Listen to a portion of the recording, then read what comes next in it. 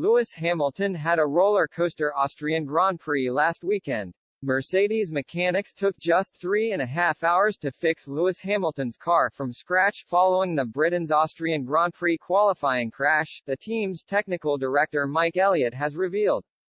Hamilton lost control of his car at turn 7 after a gust of wind forced him off track, with the 37-year-old crashing into the barriers. The 7-times world champion's W13 required a new chassis following the accident. Mechanics worked hard to prepare Hamilton for FP2, and technical director Elliott has gone into incredible detail about how staff took just 3.5 hours to fix the problems.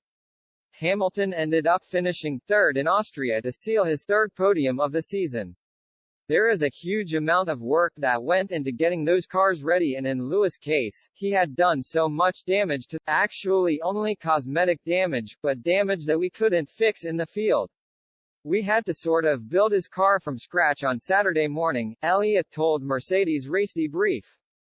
So that car had to be built from nothing, fitting the engine, the gearbox, all the suspension, all of the sort of car systems that bolt around the chassis, all had to be put in place, and the mechanics managed to do that in 3.5 hours on Saturday morning.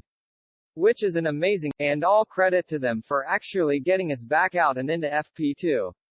And the advantage of getting out into FP2 is that you can actually make sure that the setup on Lewis' car was right, that the balance was right, and that he was happy with the car in time for that sprint. Hamilton was able to secure third place while teammate George Russell came fourth. He praised the Mercedes mechanics who fixed his car following his crash in qualifying. It's been a bit of a rough weekend, but I'm really grateful. As a team, we got a third and fourth. That's great points, and we move forward from here, Hamilton said. I do really want to say a big thank you to the guys, the men and women in the garage, who worked so hard to rebuild the car. I had a brand new car on Saturday morning.